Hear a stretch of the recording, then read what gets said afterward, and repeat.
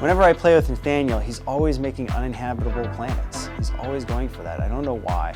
Maybe it's because your favorite planet is Pluto?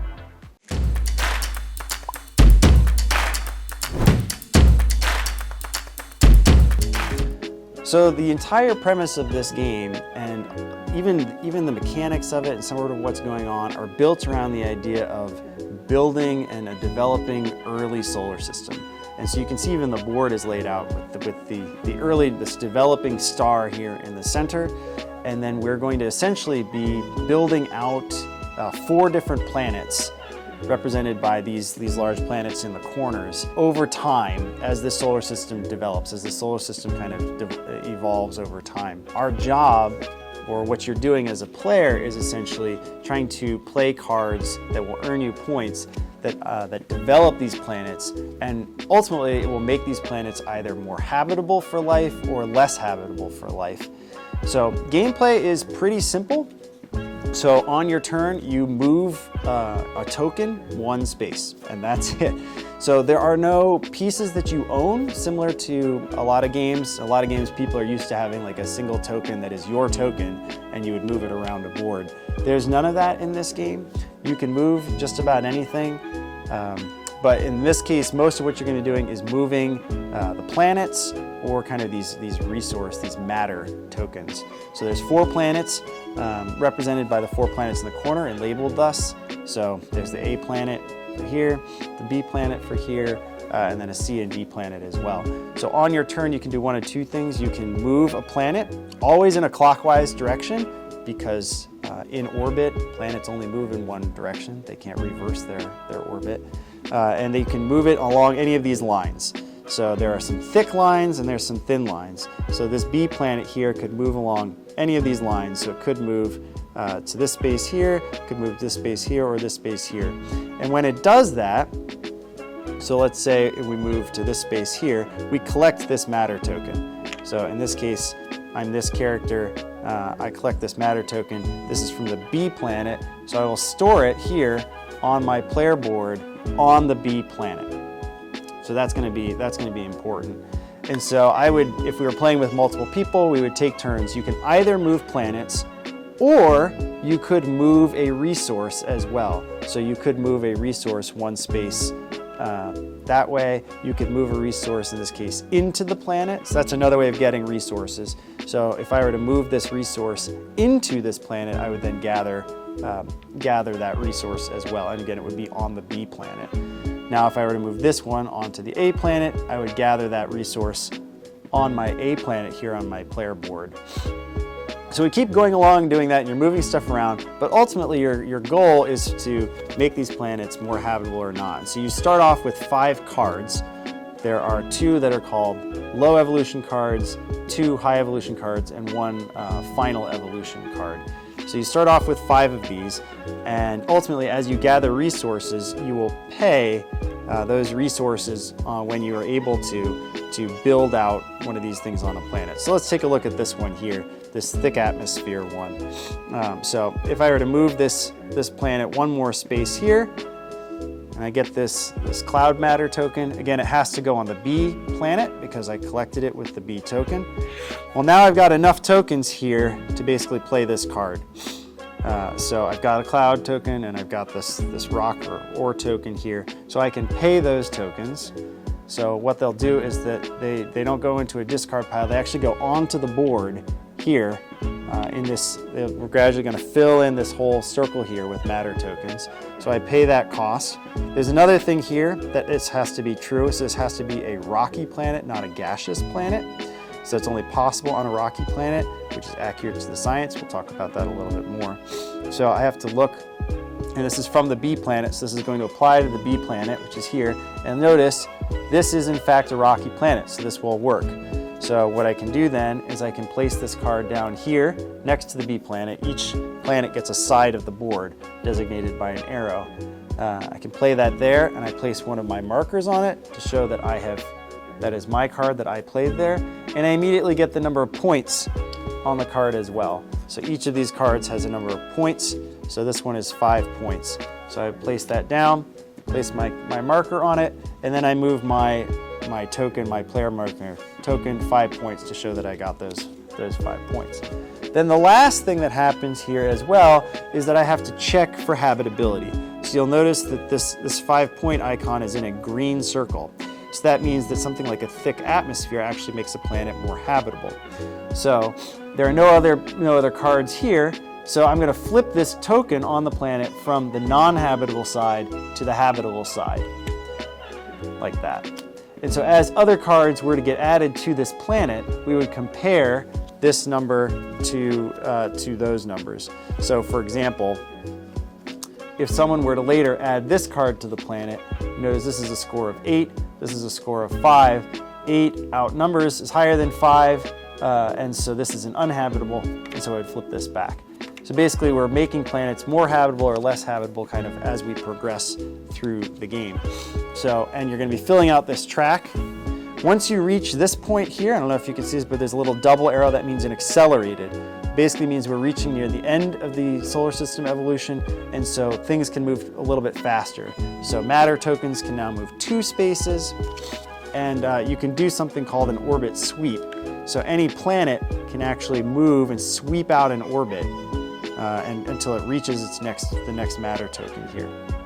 So it can move a whole bunch of spaces in that respect. So you keep going through this, and you're laying out cards, and you're putting your tokens on them.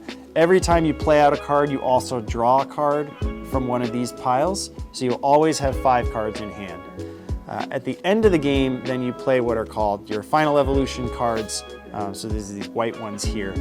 But you can only play them on planets where you already have tokens. So that's why these tokens matter. And each of these things has different characteristics. So this is a really interesting one that matched the science.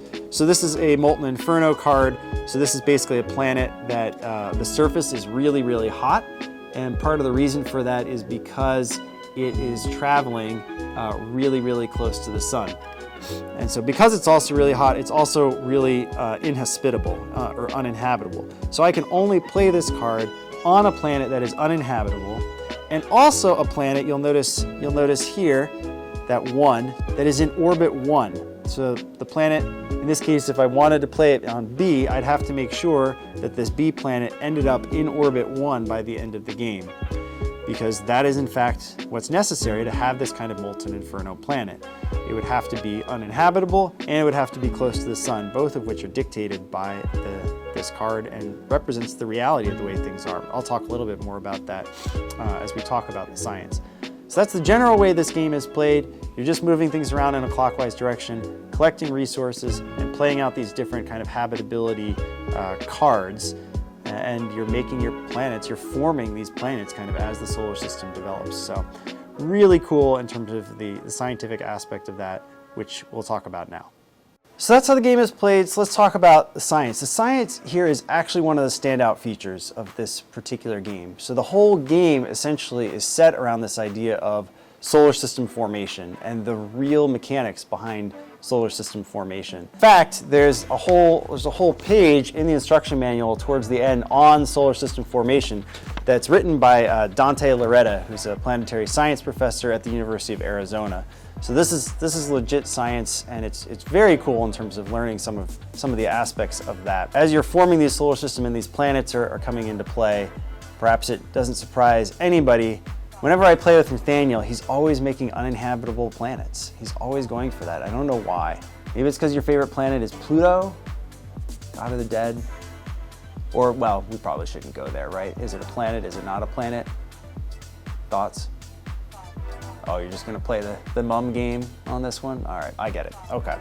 Anyway, so as we're talking about planetary formation, one of the cool aspects about this, I think in particular, is this notion of habitable versus uninhabitable. Astronomers, a lot of times, the phrase you'll hear used a lot is this idea of a Goldilocks zone, or what's called a habitable zone, which is a zone around a star for a planet where there's going to be liquid water. So if a planet is orbiting too close to a star, basically it's too hot. and so all the water evaporates and escapes the atmosphere, so there's no water. If a planet is too far away from a star, there's not enough heat, and so water ends up in a frozen state or not at all. And you really need liquid water for life, for complex life in particular. And so when astronomers are looking up at the sky, looking for Earth-like planets, one of the major things they're looking for is planets in what's called that Goldilocks zone, that habitable zone where they suspect there will be liquid water. But one of the things this board game does really well is it highlights how many other factors are involved, and in fact, therefore, how special Earth is. And so as the solar system is building out, as you're building out these 4 major planets, the A, B, C, D planets as part of this particular solar system, one of the other things that I like is that solar systems, as they form, they don't have a goal one way or the other. So one of these planets could very easily be habitable. One of them you could push towards being non-habitable or uninhabitable. And so it doesn't really benefit you one way or the other necessarily to push a planet towards habitability or push it towards uninhabitability. But you do get a sense of how tough it is to make planets habitable. And in fact, that idea of a Goldilocks zone is only one of a huge number of factors that are necessary for habitability, that are really important for us on Earth. So Earth is incredibly special. So for example, a couple of things, you gotta have a rocky planet, you can't have a gas planet. You've gotta have a planet that has a non-eccentric orbit around the sun. So basically a fairly stable, regular orbit around the sun that's not just kind of really crazy. You've gotta have a planet that's the right size and mass. The rotation of the planet in terms of day-night, as well as its axial tilt, are really important, and Earth has got it set right. In fact, our axial tilt, part of what holds it in place is the fact that we have a moon. And the moon is critical for that stable axial tilt, as well as things like tides, which are really helpful for making the planet habitable. You've got to have the right crust thickness, you've got to have the right mineral and ore deposits, you've got to have the right strength of electromagnetic field, you've got to have large planets that are outside of this particular planet, like Earth. So we've got Jupiter and Saturn that actually serve as kind of catchers. Their gravitational fields help to pull in and deflect things like asteroids that could cause problems for life on Earth. You've got to have plate tectonics on your planet the way Earth does, and they have to be the right kind of plate tectonics. Hydrologic cycle as well, not just water, but an actual hydrologic cycle for that water. You've got to have the right atmosphere and ozone, and you've got to have the right size star which the planet orbits around. So the sun is perfect, not only in terms of its size as a yellow dwarf, but also where it is in its life cycle is just great for us in terms of Earth.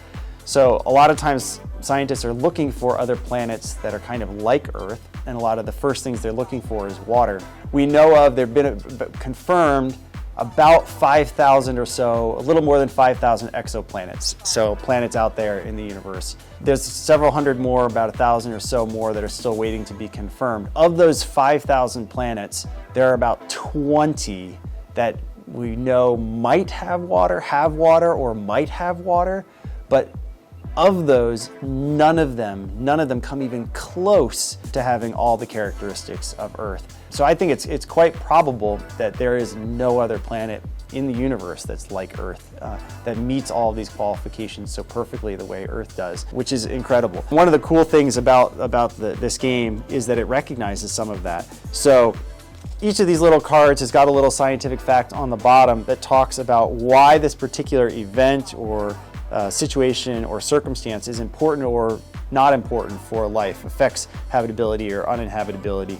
And it's based on real scientific stuff. So for example, this card here, this Molten Inferno card, talks about a particular planet, one of these exoplanets that I talked about, Kepler 10b. And it talks about real information on its diameter and basically why, even though there's good things about it, that it is Earth-like, because of this diameter and because of its proximity to the sun, its particular sun, the surface can't support life because the surface is hot enough to melt iron.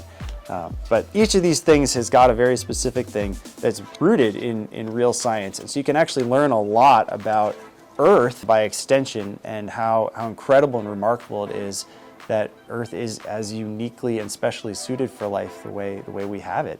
So that's really incredible, and it's kind of an exciting thing in terms of actually picking out some of the science of this. I like this game a lot. I think the science part of it in particular, that was a major goal of the designer, and that's evident in the gameplay as well as in the design and the cards. And so I think this is pretty good in terms of the scientific aspect of it. So I was happy to share this with you. Hopefully you enjoyed this particular video on Planetarium, and I look forward to seeing you for some future videos as well.